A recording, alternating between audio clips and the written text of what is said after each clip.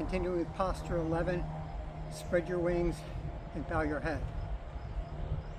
So we're going to resume after the cut with the cross behind. There's a step out over the top. So what is that about?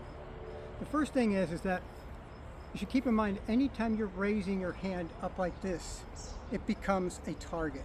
The higher up you go, the more vulnerable it will become. So when your opponent is going to hit your hand or come over and try and cut your arm.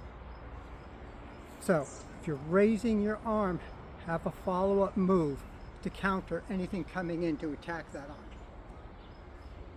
So when I'm here and that cross behind, I don't retreat. I'm pivoting off this point, just like before. Step and then come around this way. Okay, so I'm not going backwards. If I go backwards, I'm giving my opponent room to counter. So the big thing here is pick this point as your pivot point and step around it and come over the top.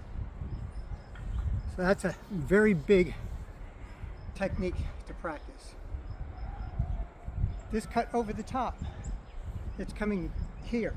Your opponent just tried to cut your arm. You come over and you countercut across his forearm.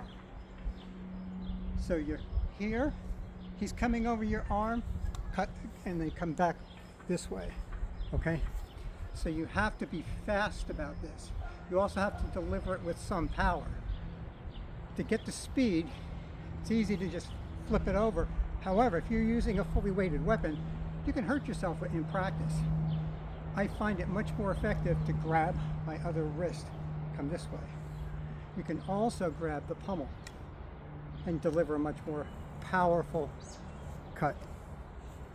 Now, if your opponent retreats, you still have an option with this particular movement, because as I go here and he retreats, I'm going to pivot around this point and I'm going to go right in like this.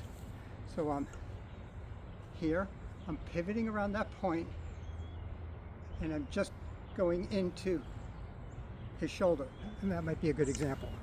So you can use this two ways, either one to countercut, or number two, if he's retreating, keep the pressure on him and deliver the jaw.